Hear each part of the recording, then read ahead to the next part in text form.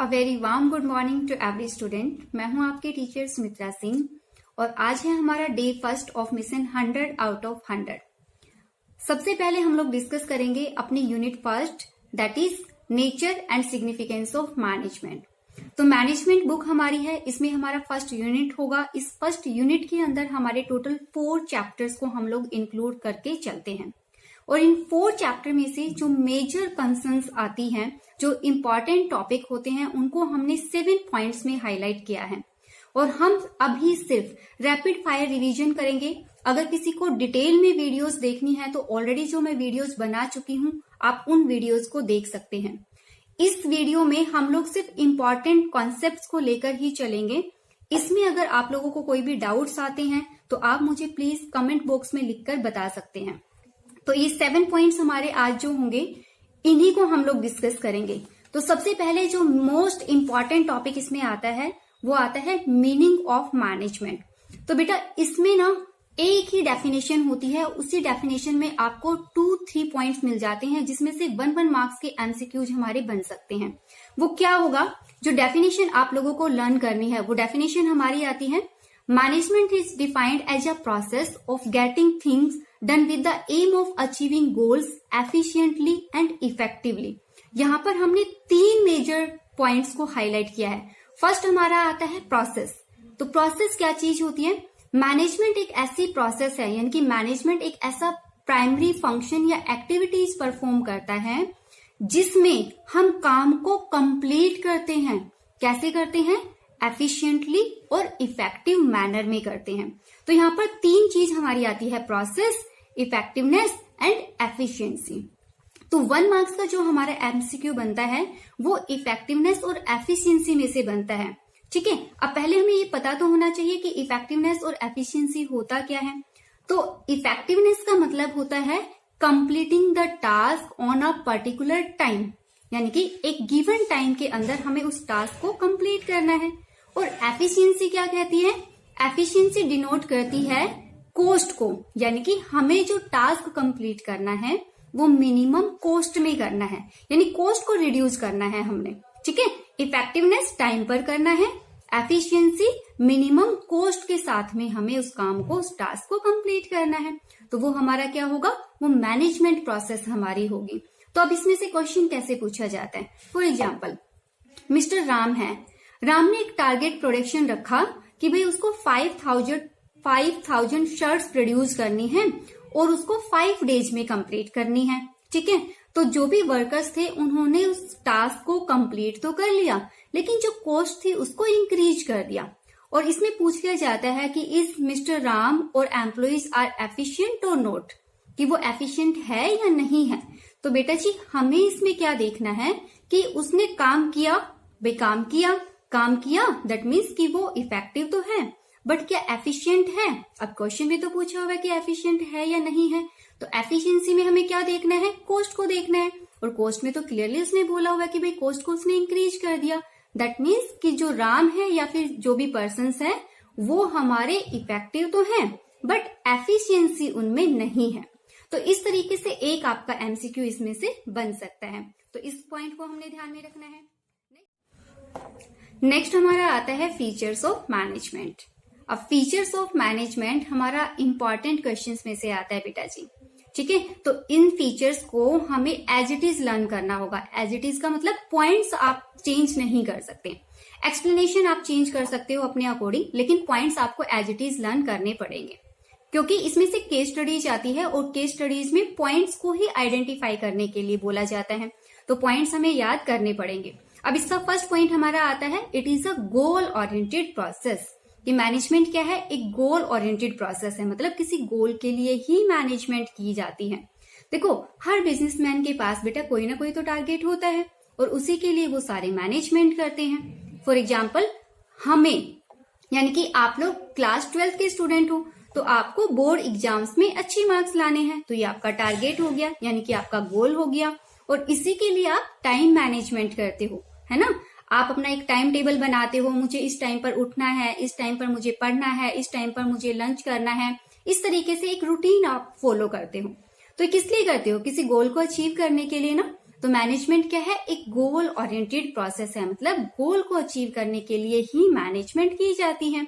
अब इसमें case study कैसे आ सकती है, इसमें क्वेश्चन आपका बन सकता है कि कोई भी एक मैनेजर है, उस मैनेजर ने एक टारगेट रखा है कि उसको अपना प्रॉफिट मैक्सिमाइजेशन करना है, या उसकी जो वेस्टफुल एक्टिविटीज होती है उसको रिड्यूस करना है, उसके लिए वो सारी एक्टिविटीज करता है और लास्ट में जो रिजल्ट होता है वो इस तरीके से निकल कर आता है। तो ये क्या है, हमारा गोल ओरिएंटेड प्रोसेस है, मतलब किसी गोल के लिए किया गया है। सेकेंड पॉइंट हमारा आता है, it is a continuous process. Continuous process का मतलब जो हमेशा चलती रहती है, जिसका कोई भी एंड नहीं होता। अब एंडिंग कैसे नहीं होगी, मैनेजमेंट क्या होता है, ongoing series of composite functions होती है। मैनेजमेंट के अंदर हम प्लानिंग करते हैं, ऑर्गेनाइजिंग करते हैं, स्टाफिंग करते हैं, डायरेक्टिंग करते हैं एंड कंट्रोलिंग करते हैं। तो ये कंप्लीटली हमारी चलती कैसे, सीरीज ऑफ फंक्शंस में चलती है, मतलब कॉन्टिन्यूअसली चलती है। सेकेंड, इसमें से जो हमारा क्वेश्चन बनता है वो क्वेश्चन क्या बन सकता है कि एक मिस्टर राम है, सबसे पहले वो किसी भी टाइप की प्लानिंग्स करता है, प्लानिंग के बाद में जो भी रिसोर्सेज होते हैं उन रिसोर्सेज को वो एलोकेट करता है, देन उनको वो असेंबल करता है, उसके बाद वो लोगों की रिक्रूटमेंट करता है और लास्ट में वो कुछ कंट्रोलिंग फंक्शंस करता है। यहाँ पर आपको आइडेंटिफाई करना है कॉन्सेप्ट ऑफ मैनेजमेंट, या डायरेक्टली इसमें गिवन होता है identify the feature of management. तो ये क्या है, कॉन्टिन्यूअस प्रोसेस है, यानी कि जो लगातार चीजें चलती रहती है। तो ये हमारा होगा कॉन्टिन्यूअस प्रोसेस। नेक्स्ट हमारा आता है, it is a all pervasive. All pervasive का मतलब जो हर जगह पर लागू होता है, हर लेवल पर, हर बिजनेस में और हर सिचुएशन में अप्लाई होने वाला एलिमेंट होता है। ठीक है, अब इसमें क्वेश्चन कैसे बन सकता है, जैसे मैंने बोल दिया कि जो मैनेजमेंट है वो जापान में इस तरीके से काम करती है, बट इंडिया में इस तरीके से अप्लाई होती है, अमेरिका में इस तरीके से अप्लाई होती है। तो यहाँ पर हमने अलग अलग लोकेशंस की बात की, यानी कि ये ऑल परवेसिव है, यानी कि जब किसी अलग अलग लेवल्स की बात करें, अलग अलग प्लेस की बात की जाए, तो वहां पर हमारा ऑल परवेसिव ही अप्लाई होता है। नेक्स्ट हमारा आता है, it is an intangible force. Intangible, जिसको हम टच नहीं कर सकते, सिर्फ हम उसको फील कर सकते हैं। तो ये इनटेंजिबल फोर्स होती है, यानी कि जब रिजल्ट आता है ना, तब हमें पता लगता है कि ये पॉजिटिव है कि नेगेटिव है। ठीक है, कई बार होता है ना कि बहुत अच्छे टीचर्स होते हैं, लेकिन जब टीचर्स पढ़ाते हैं तो हम पढ़ते नहीं है अच्छे से, जब वो टीचर हमें छोड़कर चले जाते हैं तो हमें उनकी अहमियत का पता लगता है। तो ये क्या है, आप उस चीज को देख तो नहीं पाए, लेकिन कब आपने उस चीज को समझा, जब वो आपको छोड़कर चले गए। तो मैनेजमेंट भी ऐसे ही होती है बेटा जी, मैनेजमेंट इनटेंजिबल है। जब तक काम होता है ना, तब तक हमें वो दिखाई नहीं देती, लेकिन जब उसका रिजल्ट निकलता है तो उस पॉजिटिव रिजल्ट के बेस पर हम कह सकते हैं कि ये पॉजिटिव थी। ठीक है, यानी कि मैनेजमेंट हमारी अच्छी थी। नेक्स्ट हमारा आता है, it is a group activity. तो ग्रुप एक्टिविटी का मतलब टीम स्पिरिट होती है, मिलके काम होता है। मैनेजमेंट हम अकेले नहीं कर सकते, मैनेजमेंट हमेशा ग्रुप में होती है। देखो, मैं एक मैनेजर हूं और मैंने बहुत अच्छा प्लान बना लिया, ठीक है, सारी चीजों को मैंने असेंबल कर लिया, सारी स्ट्रैटेजीज मैंने बना ली, लेकिन अगर मेरे पास टीम ही नहीं है काम करने के लिए, या वो टीम है तो मेरी बात ही नहीं मानती, तो मेरी जो प्लान होगी, जो मेरी प्लानिंग होगी, वो सक्सेस नहीं हो पाएगी, यानी कि मैं अच्छा मैनेजमेंट नहीं कर पाऊंगी। तो मैनेजमेंट हमेशा ग्रुप में होता है। ठीक है, जैसे सचिन तेंदुलकर है, अगर वो सिर्फ अपने लिए खेले तो क्या टीम इंडिया जीत सकती है? नहीं जीत सकती बेटा जी। इसीलिए हमेशा टीम में काम करेंगे तो ही हमारी मैनेजमेंट स्ट्रोंग होती है। एक अकेला आदमी अगर अपने लिए काम करेगा तो वो सेल्फिश कहलाएगा, और टीम को लेकर जब वो काम करता है तो पूरी कंट्री का, यानी कि पूरी ऑर्गेनाइजेशन का नाम वहां पर होता है। तो मैनेजमेंट हमेशा ग्रुप में की जाती है, ये टीम एफर्ट्स होता है, सभी लोग मिलके काम करते हैं। एक अकेला आदमी इतना कैपेबल नहीं होता कि वो सारी चीजें मैनेज कर ले, उसको कुछ ना कुछ लोगों की रिक्वायरमेंट तो होती है, यानी कि टीम में उसको काम करना होता है, और जब सारे लोग मिलकर काम करते हैं तो रिजल्ट हमेशा पॉजिटिव आता है। नेक्स्ट पॉइंट हमारा आता है, it is a dynamic function. Dynamic function मैंने आपको पहले भी बताया था, डायनेमिक का मतलब होता है चेंजिंग एनवायरनमेंट, है ना। मैनेजमेंट एक चेंजिंग अराउंड सराउंडिंग्स में काम करता है, जहां पॉलिसी चेंज होती है, जहां सोशल एलिमेंट्स चेंज हो जाते हैं, पॉलिटिकल पार्टी चेंज हो जाती है, टैक्सेस हमारे चेंज हो जाते हैं। तो मैनेजमेंट क्या है, हमारा डायनेमिक फंक्शन है जो चेंजिंग एनवायरनमेंट के साथ में काम करता है। तो यहाँ पर डायनेमिक एनवायरनमेंट हमारा कब अप्लाई होता है, हमारा तब अप्लाई होता है जब हमारे पास स्ट्रैटेजीज गिवन हो, बिजनेस एनवायरनमेंट गिवन हो या चेंजिंग एनवायरनमेंट गिवन हो, तो हमारा पॉइंट अप्लाई होता है डायनेमिक फंक्शन। लास्ट पॉइंट हमारा आता है it is multi dimensional. Multi dimensional मतलब एक ही ऑर्गेनाइजेशन के हर चीजों पर अप्लाई होता है। ऑर्गेनाइजेशन में जो वर्क होगा वहां भी मैनेजमेंट किया जाता है। ऑर्गेनाइजेशन में जो पर्सन्स होंगे उन पर्सन्स को भी मैनेज किया जाता है। ऑर्गेनाइजेशन में जो ऑपरेशंस किए जाते हैं उन सभी ऑपरेशंस पर भी मैनेजमेंट अप्लाई होता है। तो इसलिए हम कहते हैं कि मैनेजमेंट क्या है, मल्टी डायमेंशनल है। तो ये थी हमारी सारी फीचर्स ऑफ मैनेजमेंट। तो हमें पॉइंट्स को याद रखना है, सिचुएशन को आइडेंटिफाई करना है और वहां पर एक को अप्लाई कर देना है। ठीक है, नेक्स्ट टॉपिक हमारा आता है इंपॉर्टेंस ऑफ मैनेजमेंट। भाई जो हम मैनेजमेंट करते हैं ना, इसका फायदा क्या होता है? भाई हमने ग्रुप में काम किया, हमने देखा कि ये इंटेंजिबल होती है, ये मल्टी डायमेंशंस पर काम करती है, ये गोल के लिए काम करती है, तो इन्हीं पॉइंट में से हमने इंपॉर्टेंस बना देनी है। तो क्या इंपॉर्टेंस होती है, क्या फायदा होता है अगर हम अच्छा मैनेजमेंट करते हैं? तो ऑर्गेनाइजेशनल गोल्स हमारे अचीव हो जाते हैं। ठीक है, हमने डेफिनेशन में इफेक्टिवनेस और एफिशिएंसी किया था, तो एफिशिएंसी आती है काम करने में, यानी कि मैनेजर्स की जो कॉस्ट है वो कम हो जाती है। तो ये पॉइंट हम इसमें ऐड कर सकते हैं। और हम क्या कर सकते हैं कि हमारे पर्सनल ऑब्जेक्टिव्स को अचीव करने में हेल्प करती है। पर्सनल ऑब्जेक्टिव्स क्या होंगे? पर्सनल ऑब्जेक्टिव्स होते हैं जो हम लोगों को सैलरी देते हैं, जो हमारे एम्प्लॉइज हैं उनके लिए हम क्या करते हैं, तो उन सभी के ऑब्जेक्टिव्स को हम लोग फुलफिल करते हैं। उसके अलावा सोशल ऑब्जेक्टिव्स को हम लोग फुलफिल करते हैं। ठीक है, तो इस तरीके से हम पॉइंट्स अपने अलग से बना सकते हैं। मतलब इंपॉर्टेंस अगर आ जाए ना, तो इंपॉर्टेंस में आप अपने अकॉर्डिंग सारे पॉइंट्स मॉडिफाई कर सकते हो, बट फीचर्स को हमें एज इट इज याद करना होगा। अब लास्ट टॉपिक हमारा आता है जो है ऑब्जेक्टिव्स ऑफ मैनेजमेंट। तो हमारी मैनेजमेंट के मेन 3 ऑब्जेक्टिव्स होते हैं। पहला ऑर्गेनाइजेशनल ऑब्जेक्टिव, दूसरा सोशल ऑब्जेक्टिव और लास्ट हमारा आता है पर्सनल ऑब्जेक्टिव।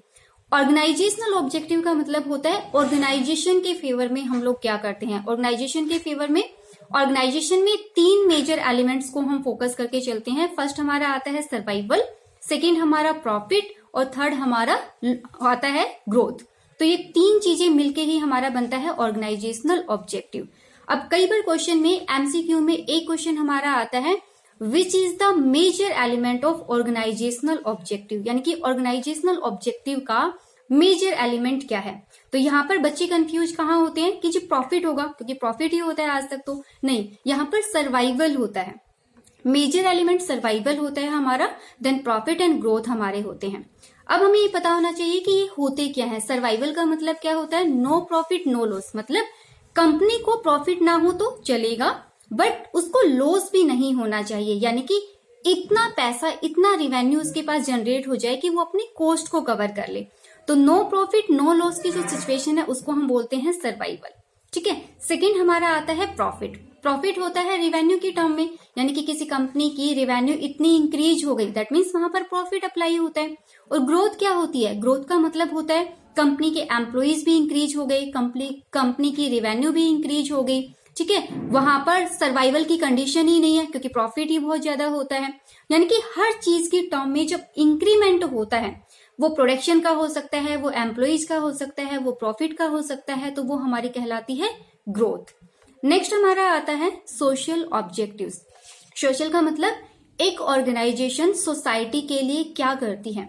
तो सोसाइटी को सबसे ज्यादा तो रोजगार ही प्रोवाइड करती है, मतलब एम्प्लॉयमेंट जनरेट करती है। तो सबसे मेजर जो ऑब्जेक्टिव हमारा सोशल ऑब्जेक्टिव में आता है वो आता है प्रोवाइडिंग एम्प्लॉयमेंट। हम लोगों को रोजगार प्रोवाइड करते हैं। इसके अलावा क्या कर सकते हैं? कोई स्कूल ओपन करा दिया, कोई क्रैच ओपन करा दिया, कोई हॉस्पिटल ओपन करा दिया, तो उससे भी सोसाइटी का डेवलपमेंट हमारा हो जाएगा। उसके बाद में using environment friendly method of production, मतलब आप जो भी प्रोडक्शन करते हो उससे पॉल्यूशन बहुत ज्यादा नहीं होना चाहिए। तो इन सारे पॉइंट्स को हम इंक्लूड कर सकते हैं सोशल ऑब्जेक्टिव्स में। नेक्स्ट हमारा आता है पर्सनल ऑब्जेक्टिव, यानी एक पर्सनल, एक बंदे को, एक एम्प्लॉय को हम क्या देते हैं। तो भाई एम्प्लॉयज को हम सैलरी देते हैं, बोनस देते हैं, तो वो अच्छा देना चाहिए। उनको हम पीयर रिकॉग्निशन दे सकते हैं। उसके अलावा हम पर्सनल ग्रोथ दे सकते हैं। वो कैसे देंगे? ट्रेनिंग प्रोवाइड करके देंगे। तो इस तरीके से ये 3 ऑब्जेक्टिव्स हमारे आते हैं। अब पेपर में कभी भी इसमें से डायरेक्ट क्वेश्चन नहीं आता, मैक्सिमम चांसेस होते हैं कि इनडायरेक्ट वे में वो आपसे पूछा है कि भाई आइडेंटिफाई करो कौन सा है और इसकी कोई 2 वैल्यूज भी बता दो। तो पहले हमें पता होगा, लाइन से हम आइडेंटिफाई करेंगे कि उसका जो इफेक्ट है वो किस पर हुआ, सोसाइटी पर हुआ, किसी एक व्यक्ति पर हुआ या ऑर्गेनाइजेशन के ऊपर हुआ। तो उससे हमें पता लग जाएगा कि वो ऑर्गेनाइजेशन में आता है, वो सोशल में आता है, कि वो पर्सनल में आता है। तो ये थे हमारे मेजर। नेक्स्ट वीडियो में हम लोग डिस्कस करेंगे levels of management, then nature of management and coordination.